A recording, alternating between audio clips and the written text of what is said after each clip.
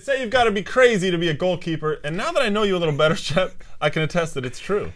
Greg, I was not going to dignify that with a comment, but if I were, I would say crazy like a fox. Yeah, well, crazy like a fox. Goalkeepers are taking over the show this week on Extra Time.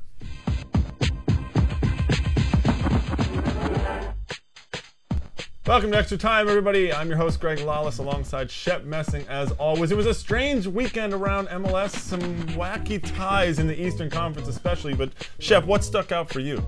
Marta, I thought she was unbelievable. Yes. LA Soul with a huge 2-0 win over the Washington Freedom in the WPS inaugural game. Yeah, the Galaxy should sign her. She's brilliant on the ball. Yeah. What else stuck out for you, though, in MLS? Yeah, for me, it's Seattle. I mean, a Cinderella story. I know it's early in the season, but again, a victory at home. They still have not allowed a goal in their first two games. Freddie Montero strikes again. That's a great win. Another sellout, but some of those fans probably wondering, where is Freddie Lundberg going to slot into this roster? I don't know. I mean, if it's not broken, don't fix it. He's going to be in the starting 11. I don't think he'll replace Nate Jakwa up front, so maybe you put him in the midfield. Well, they need that target man with Jakwa up top, so I agree with you. I think probably maybe in the right side. They have Zaquani out there. They have Leteau, and he can probably replace either one of those. Now, Act 1 of ET, we'll look at some of the news and notes going on around the league. And we'll start with Chivas USA. They got another big win. No question, no problem. 2-0 over Dallas, which maybe isn't saying much at this point. But Preki has a lot of injuries to deal with right now. Michael Galindo's still coming back from injury. Eskandarian out. Razov is out. Lawson Vaughn is out. No Kennedy for the goalkeeper in back. How's he doing this? I mean, it's almost like smoke and mirrors he's getting it done. Greg, Preki has been wonderful. He really has proven himself. It was not too long ago he was a rookie coach without experience. He's got a system. He's a great manager of players. He's got two players, his system, deep in the midfield, Jesse Marsh, Nakamura. I mean, they really control the game from there. So when he's got injuries, he slides other players into the team, but he doesn't lose that system. A little bit like New England. They're dealing with injuries, but they still have Shauri Joseph and Jeff Lorenowitz. And Chivas actually also showing that Preki has a good eye for new talent. They brought in the Mexican striker Eduardo Livingston. He gets a goal, and the Serbian Bojan Stefanovic gets a goal. Pretty impressive from that standpoint.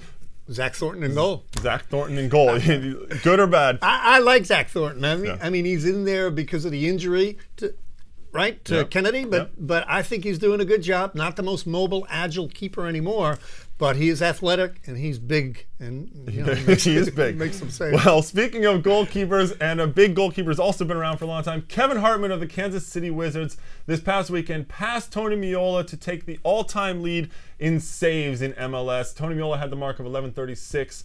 Hartman made a big save in that game too against Colorado to pass him. The Wizards, of course, falling to 0-2 on the season, but what a mark for Hartman to take. Kevin Hartman has had an unbelievable career in Major League Soccer, and I think a little below the radar screen. People don't love him. He's not flashy. He's not athletic, and not the best skill with the ball at his feet. But longevity, statistics speak for themselves. He's got the ability. He's shown it to win the big games. So great career. Well, the stats are impressive. I mean, he now leads in saves. He also leads in wins and games started as a goalkeeper. He also has 2 MLS Cups to his name. Was the 1999 Goalkeeper of the Year in MLS. Question, is he the best goalkeeper in MLS history? Oof, I just told you how much I love him, but no. I would say if you look back in the history of Major League Soccer, I'd put Tony Meola. He had the greatest season ever in 2000 for Kansas City. That was the best season ever by a goalkeeper in this league. I'd put Onstad up there. I'd put Matt Reese up there. Well, Kansas City did lose that game, which actually also tied for most losses for a goalkeeper for Hartman. And they're struggling out of the gate this year. And another team that's struggling actually is Pat Onstad's Houston Dynamo. This past weekend against San Jose, a wacky game, 5 goals in a 14-minute span. Last week, you and I questioned San Jose's attack. We were talking about Ryan Johnson and Cam Weaver and whether they had it. This week, both of those guys get a goal as San Jose gets a 3-2 win at home. Yeah, Greg, you know what I loved about that game in terms of San Jose? They got the 2 first-half goals, and then right away, Houston ties the game. So sometimes you go down as a team like that, but they came out, they got the winning goal, and what a potent attack. It's pretty impressive also when you include Arturo Alvarez. Oh, he's fun to watch, isn't he? Now, speaking of fun to watch, there's some interesting games this week in the East. We saw 1-1 draws in all of the games between Eastern Conference teams. What's your take on Columbus-Toronto 1-1?